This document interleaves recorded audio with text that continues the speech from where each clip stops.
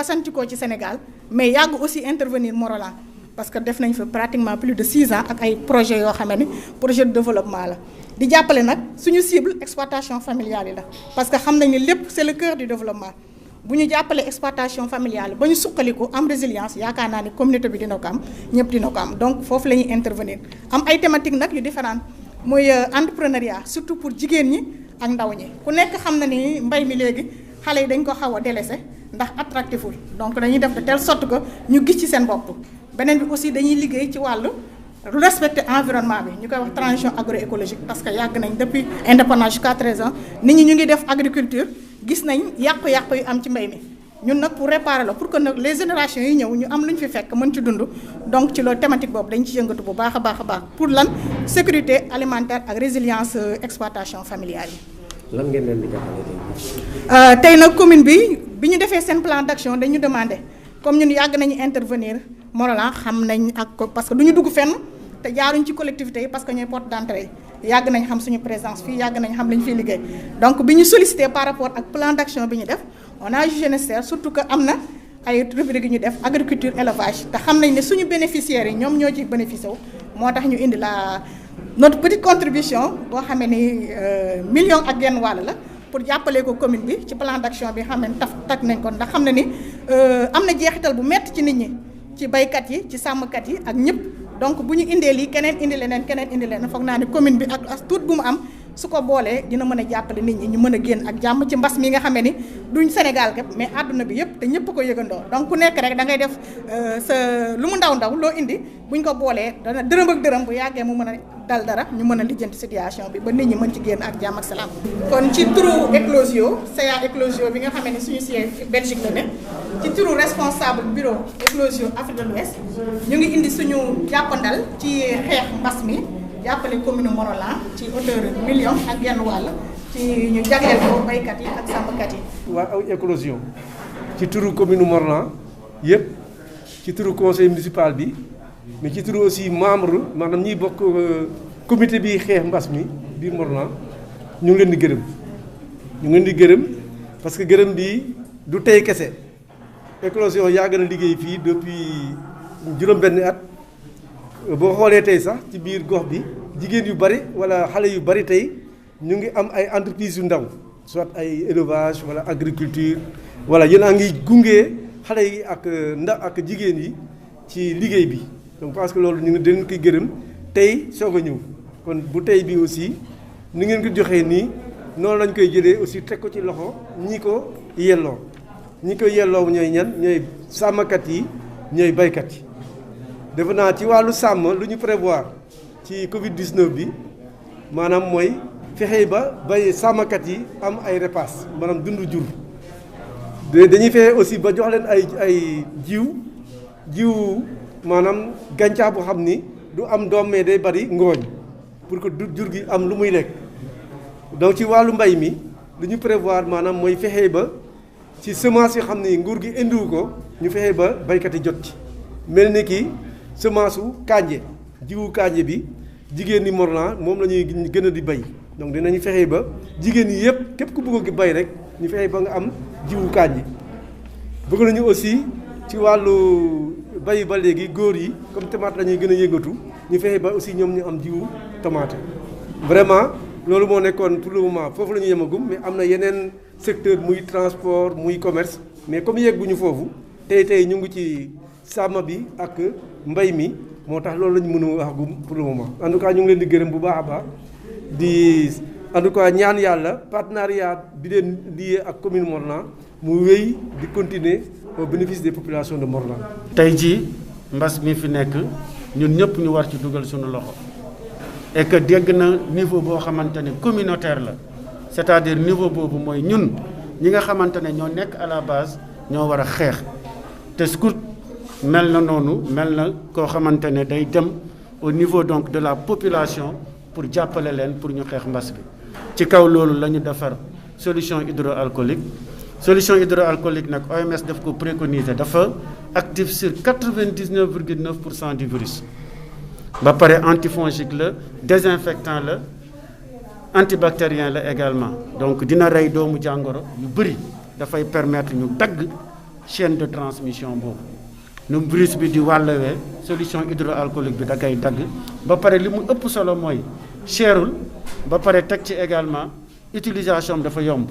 soxla woo dem ba ca robinet ba raxasu ak saabu ngay doog a jóg solution bi mi ngi sa wet nga frotter sa loxo rek tu as fait une rupture de la chaîne de transmission. Donc loolu mooy tax ñun ñu kontaan tey dajaloo ak commissaire régional ak commune de Morolan pour dimbali xale yi ñu mën a am formation boobu et que ñu mën ko utiliser au niveau de la base.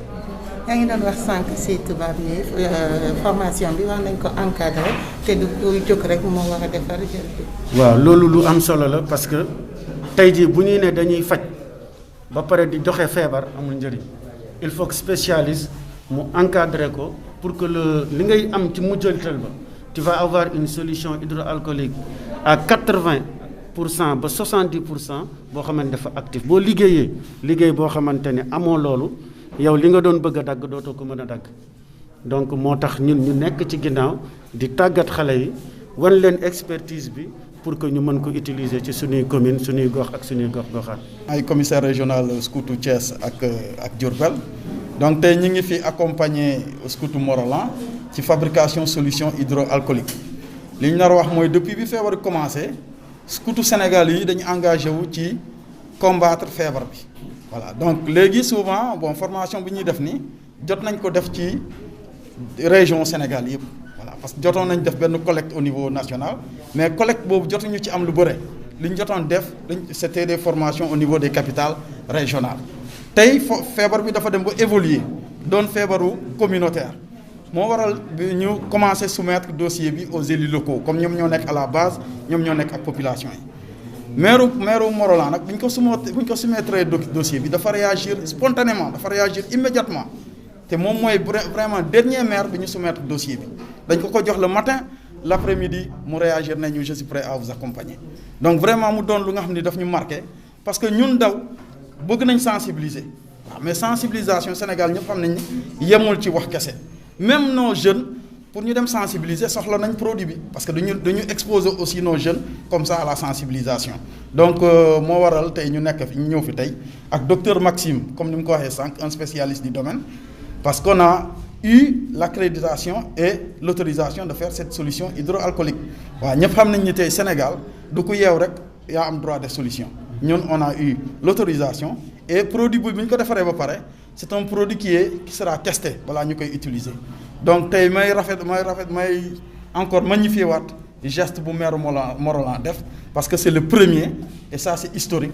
à accompagner les scouts et les guides de Morolan voilà donc vraiment ñi ngi ñaax yeneen maires yi ñu def la même chose dans leur localité parce que alcool bi ñu defar tey nii du pour maire